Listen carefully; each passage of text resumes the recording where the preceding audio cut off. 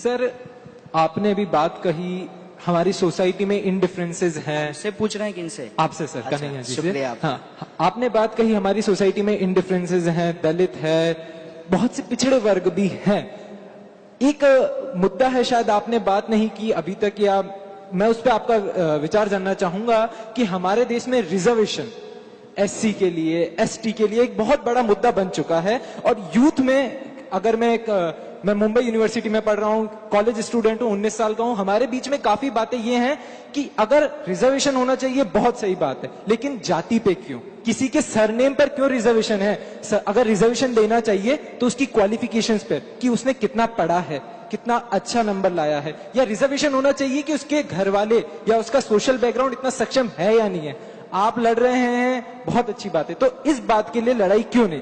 दूसरी चीज मैं आपसे पूछना चाहूंगा, आज आप पूरे देश में स्टूडेंट पॉलिटिक्स का एक चेहरा बन चुके हैं। अगर स्टूडेंट, कोई भी यूनियन स्टूडेंट पॉलिटिक्स में अगर कोई देख रहा है तो वो आपका एक चेहरा देख रहा है। तो आप मेन स्ट्रीम पॉलिटिक्स में आना चाहेंगे या नहीं आना चाहेंगे? एक क्वेश्चन और है, मुंबई यूनिवर्सिटी, दो काफी, please sir, this is last question. Mumbai में स्टूडेंट पॉलिटिक्स एक तरीके से बंद है, तो इसके लिए क्या आप कुछ करना चाहेंगे? क्योंकि आपका मानना है कि स्टूडेंट पॉलिटिक्स होना बहुत जरूरी है, तो आप इसके लिए अगर कुछ करना चाहेंगे तो वो सवाल। Thank you. देखिए, आपके सवाल बहुत अच्छे हैं, पता नहीं जवाब अच्छा लगेगा कि नहीं। देखिए, एक बात तो समझिए, जब हम रिजर्वेशन की बात करते हैं तो होना चाहिए कि नहीं होना चाहिए, इसको समझने के लिए थोड़ा हमको ये देखना पड़ेगा कि क्या सरकार के द्वारा संवैधानिक प्रावधानों से दिए गए रिजर्वेशन के अलावे इस देश में कोई अप्रत्यक्ष रिजर्वेशन काम करता है कि नहीं करता है। सबसे पहले इसको समझिए। मसलन, चलिए कल सर्वे करेंगे आपके साथ, ये जितना भी नाली साफ करने का काम करते हैं ना, उसमें खोज के बताइएगा मुझे कि कौन जाति के कितने लोग हैं। और दूसरा, मंदिर का जो पुजारी होता है ना, उसका भी एक कास्ट एनालिसिस करेंगे और पूछेंगे कि उसमें किस जाति के कितने लोग हैं। और तीसरा, थर्ड फॉर्म में आपको बताता हूं कि आप में और हम में ऐसी कौन सी कमी है और माननीय अंबानी जी के सुपुत्र में ऐसा कौन सा गुण है कि वो पैदा होते ही अरबपति होते हैं और हम जो है तरसते रहते हैं दो जून रोटी के लिए भी। क्या ये कोई रिजर्वेशन है कि नहीं है? इसको समझने की कोशिश कीजिएगा, तब आपको ये लगेगा कि रिजर्वेशन दरअसल सोसाइटी के अंदर जो ऑलरेडी इनइक्वलिटी है ना, उसको खत्म करने के लिए है। ऐसा नहीं है कि उससे कोई और इनइक्वलिटी सोसाइटी में पैदा करना है। लेकिन पैदा कैसे हो जाता है? पैदा इसलिए हो जाता है कि जिसको रिजर्वेशन का लाभ मिला है उसको पॉइंट आउट करके हम बताते हैं कि देखो, इसको रिजर्वेशन देने की क्या जरूरत है। चलिए इस आंकड़े पे भी बात कर लेंगे। हम पूछते हैं कि जब इस देश के अंदर मात्र 2% जॉब जो है वो सरकारी संस्थानों में है, 98% जॉब जो है वो प्राइवेट संस्थानों में है, और प्राइवेट संस्थानों में कोई रिजर्वेशन नहीं है, तो मुझे बताइए कि रिजर्वेशन से इनइक्वलिटी कैसे आ रही है। रही बात कि कास्ट के आधार पे क्यों, उसका एक कारण मैं आपको बताता हूं कि हिंदुस्तान में रिजर्वेशन जो दिया गया वो इकोनॉमिक आधार पे नहीं दिया गया, सोशल और एजुकेशनल बैकवर्डनेस के आधार पे दिया गया। कारण क्या था कि मान लीजिए कि मैं दलित हूं और मैं आईएएस बन गया हूं, हमारे दफ्तर में जब आएंगे कोई साहब जो दलित नहीं है, वो वहां प्रणाम तो उनको करना पड़ेगा, लेकिन निकलते निकलते जाति सूचक गाली देकर के जाएंगे। क्या आज भी बेटी रोटी के संबंध जिसकी मैं बात कर रहा था वो फ्रीक्वेंटली समाज के अंदर बन रहे हैं? अगर नहीं बन रहे हैं तो क्या हमको ये जो ऑनर किलिंग होता है, कुछ लोगों की किताब बैन कर दी जाती है, कुछ लोग जो खास जाति से आते हैं उनको यूनिवर्सिटी से बाहर कर दिया जाता है, उनकी माँ बहनों के साथ बलात्कार कर दिया जाता है, तो जो हम एक इक्वल सोसाइटी बनाने की बात करते हैं उसको हम कैसे बनाएंगे? हमको लगता है, मैं समझता हूं कि एक जो लाइन खिंची हुई है ना, जिसमें डायनेस्टी से लोग जो है अरबपति पैदा होते हैं, लीडर पैदा होते हैं, उनके पास एक बैकग्राउंड होता है, बहुत धड़ाधड़ अंग्रेजी बोलते हैं, लेकिन उसके अलावा भी एक बहुत बड़ा हिस्सा है जो इसी समाज का है, उसको कैसे हम मुख्य धारा में लाएंगे? तो एक जो लाइन खिंची हुई है ना, उस लाइन के बराबर जो है एक बड़ी लाइन खींचेंगे। ये रिजर्वेशन की कोशिश थी।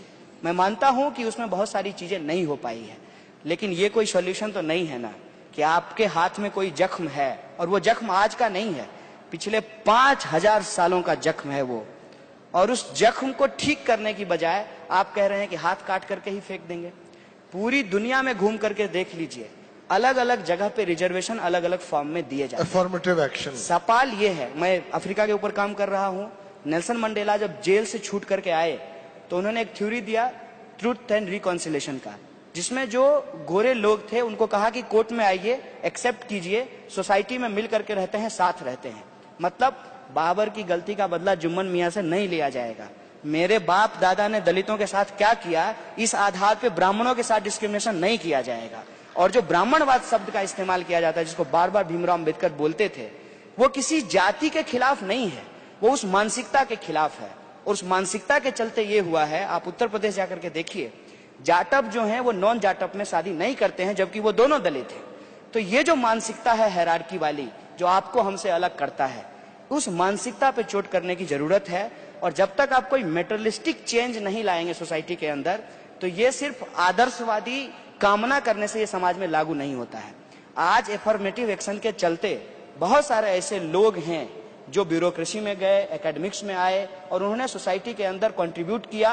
और वो जो एसर्शन है, उस एसर्शन के चलते ही आज हम ऐसे माहौल में रिजर्वेशन के ऊपर चर्चा कर पा रहे हैं। तो ये सोसाइटी को ट्रांसफॉर्म करने के लिए जरूरी होता है। दूसरा सवाल जो आप कह रहे हैं कि आप राजनीति में आएंगे कि क्या करेंगे, मैं समझता हूं कि मेरे पैदा होने से पहले ही मेरे साथ राजनीति शुरू हो गई थी। देश के अंदर जो सरकार थी उस वक्त, वेलफेयर स्टेट के कॉन्सेप्ट के आधार पे हर गर्भवती महिला को पोलियो का टीका नहीं लगाई होती तो हो सकता है कि मैं पोलियो ग्रस्त पैदा होता। तो आपका पैदा होने से पहले ही आपके साथ राजनीति शुरू कर लेती है। ये आपके ऊपर है कि कब आप निर्भर करते हैं कि आप सेंटर ऑफ द स्टेज हैं। अगर आप नहीं हैं तो आपको उसी मार्जिनाइजेशन के खिलाफ सेंटर ऑफ द स्टेज बनने की जरूरत है। और राजनीति का ये कतई मतलब नहीं है कि जाइए किसी पार्टी में शामिल हो जाइए, चुनाव प्रचार कीजिए और जम करके जो है लूट खसोट करके अपना धंधा सेट कर लीजिए। ये राजनीति नहीं है। राजनीति सिद्धांत के आधार पे, विचारधारा के आधार पे समाज को बेहतर बनाने के लिए। तीसरा सवाल जो आप पूछ रहे हैं कि स्टूडेंट पॉलिटिक्स जरूरी है, उसका एक कारण मैं आपको बताता हूं। इस देश के अंदर अभी जितना लीडर है, चाहे वो किसी पार्टी का हो, चाहे उसका रंग कुछ भी हो, सब स्टूडेंट पॉलिटिक्स से पैदा हुआ है। लेकिन उसको अगर आप कहेंगे कि स्टूडेंट पॉलिटिक्स करना चाहिए, तो कहेगा नहीं, पढ़ाई लिखाई करना चाहिए, क्या जरूरी है राजनीति में जाने की। तो आपको पूछिएगा कि आपके दफ्तर में भगत सिंह की फोटो लगी हुई है, भगत सिंह भी किसी कॉलेज के टॉपर थे, लेकिन देश के अंदर जो समस्याएं थी उसके ऊपर वो लड़ते भी थे और नौजवानों को संगठित भी करते थे। तो कहेगा तुम तो राजनीति कर रहे हो। हम कहते हैं कि जब समाज की बेहतरी के लिए राजनीति करना जरूरी है, और आप जो डायनेस्टी करेंगे कि माने नेताजी का बेटा नेता होगा, कलेक्टर साहब का बेटा कलेक्टर होगा, लेकिन किसान का बेटा किसान नहीं होगा, ये जो परिस्थिति पैदा की गई है, देखिए दोनों काम है, दोनों प्रोफेशन है, लेकिन किसान का बेटा किसान नहीं होना चाहता और नेताजी का बेटा नेता होना चाहता है। ये जो चलता आ रहा है, इसमें अगर इंटरवीन करना है तो नव तरुण, जिसको कहते हैं ना, नए नेताओं को खड़ा करना जरूरी है, जो कि पीपल्स का वॉइस हो, जो जिसका वॉइस